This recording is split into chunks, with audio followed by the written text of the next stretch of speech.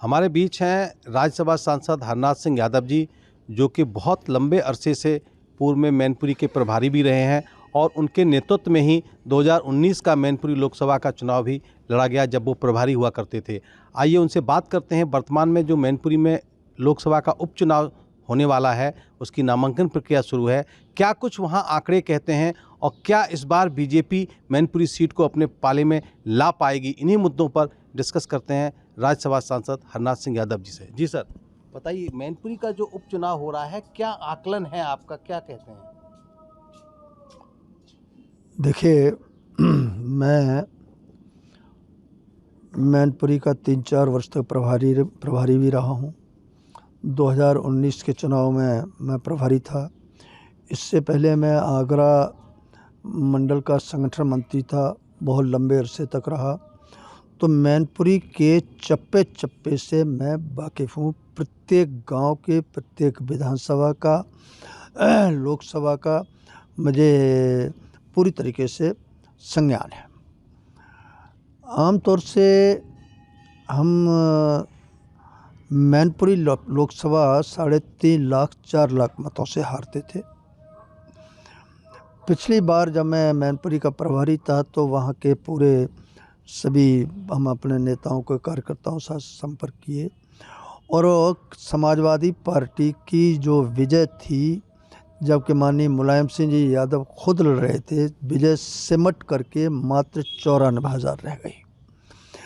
जसवंत नगर विधानसभा अकेली एक विधानसभा थी जहां हम 2014 के चुनाव में उन समाजवादी पार्टी को 1,78,000 वोट मिला था, हमको मिला था 25,000, यानी सपा जो है 1,53,000 वोटों से जीती थी एक ही विधानसभा से। और 2019 के चुनाव में वो आ गए 1,11,000 12,000 पर और हम 25,000 से 78,000 पर पहुंच गए और कुल जो जीत थी सपा की सिमट गई 94,000 पर। इधर भारतीय जनता पार्टी ने जो आदरणीय मोदी जी और योगी जी के नेतृत्व में आम नागरिक की ज़िंदगी से जुड़े हुए जो सवाल हैं, गांव, गरीब, किसान, मजदूर, छोटे छोटे कर्मचारी, छोटे छोटे व्यापारी आदि के लिए जो काम किया है, लाभकारी योजनाएं बनाई हैं, विकास के काम किए हैं, उसके कारण से अब वहाँ का वातावरण बिल्कुल अलग प्रकार का है और आम आदमी ये महसूस करता है कि भारतीय जनता पार्टी ही हमारी समस्याओं का निदान कर सकती है, दूसरी कोई पार्टी नहीं कर सकती। इस आधार पर हमारा पूर्ण विश्वास है कि अब की बार भारतीय जनता पार्टी प्रचंड बहुमत के साथ जीत करके आएगी। सांसद जी, मैनपुरी लोकसभा का जो अंक गणित है, वहाँ यादव मतदाता के बाद शाक्य मतदाता बहुतायत में है, तो क्या लगता है आपको इस बार फिर बीजेपी दांव खेलेगी किसी शाक्य कैंडिडेट पर या और किसी को उतार सकती है? देखिए, जातीय समीकरणों का जो आंकड़ा है, विशेष तौर से मीडिया का, ये उनको कभी सही आकलन नहीं करने देगा। आदरणीय मोदी जी ने कहा था कि सबका साथ, सबका विकास, सबका विश्वास। इस मंत्र के साथ जो पिछले 8 वर्षों में भाजपा आगे बढ़ी है, उसने जातीय और सांप्रदायिक और धार्मिक जो बंदिशें थी, जो बैरियर्स थे, उनको पूरी तरीके से तोड़ दिया है। और भारतीय जनता पार्टी के साथ, चाहे वो अब भारतीय जनता पार्टी जातीय समीकरणों के आधार पर चुनाव लड़ती है, अपने काम के आधार पर चुनाव लड़ती है वो। और इस मैनपुरी के चुनाव में हमारा काम बोलेगा, उनके कारनामे बोलेंगे। उन्होंने अपने शासनकाल में जिस प्रकार से पूरे प्रदेश के अंदर गुंडागिर्दी और अपराध का राज्य स्थापित किया था, सरकारी धन की लूट की थी, उससे जनता भूली नहीं है। और मैनपुरी के नागरिकों पर भी भले ही वो यादव हों या अन्य लोग हों, जो अत्याचार किए थे वो भूले नहीं हैं।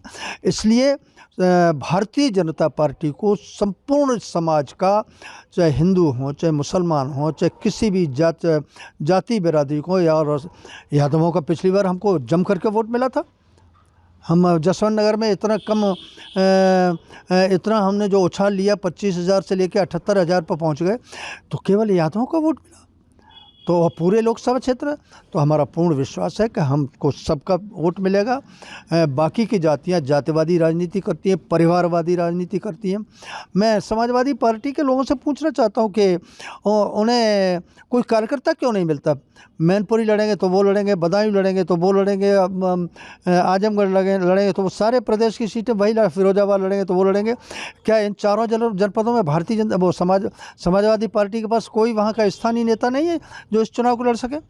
तो ये परिवारवादी पार्टी और परिवारवादी पार्टियों से जनता ऊब चुकी है। इसलिए हमारा पूर्ण विश्वास है कि भाजपा को भरपूर समर्थन मिलेगा, हम विजय प्राप्त करेंगे। सांसद जी, आपने परिवारवाद की बात की, आपने कहा कि सपा के पास कोई दूसरा कैंडिडेट क्यों नहीं है। अभी शिवपाल यादव जी का और अखिलेश यादव जी की दूरियां भी सामने आ रही हैं दोबारा, और ये माना जा रहा है कि इस पूरे मैनपुरी लोकसभा उपचुनाव को शिवपाल यादव भी प्रभावित कर सकते हैं।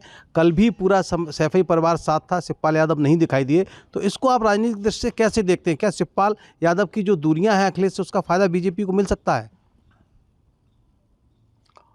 देखिए, उनके परिवार में यदि कोई समस्या है तो इसके ऊपर मेरा बोलना किसी भी प्रकार से मुनासिब नहीं है, न उचित है, न बोलूँगा मैं इतना ही कहूँगा कि भाजपा के चित्र चरित्र चाल चेहरे को भी लोगों ने देखा है और समाजवादी पार्टी के भी चित्र चाल चेहरे को भी देखा है। और समाजवादी पार्टी से लोगों को याद है कि समाजवादी पार्टी जब ताकत में आती है तो गुंडागर्दी बढ़ती है, अपराध बढ़ते हैं, सरकारी धन की लूट बढ़ती है और भाई भतीजा बढ़ता है।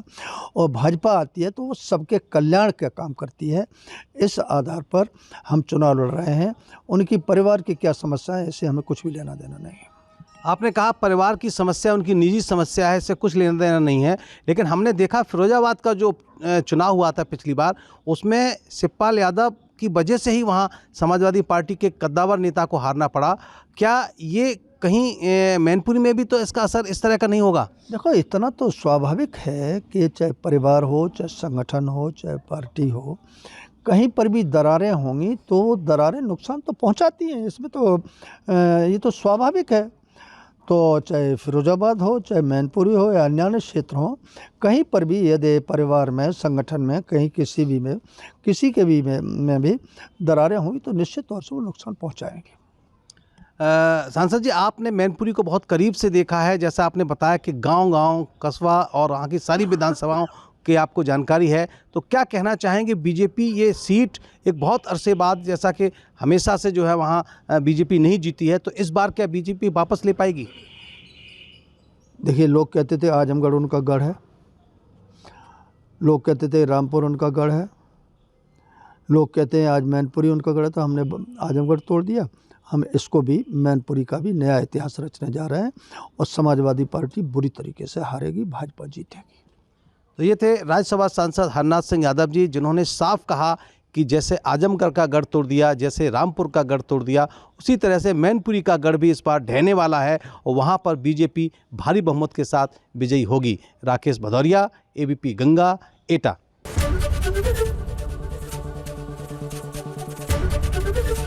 एबीपी गंगा, खबर आपकी, जुबान आपकी।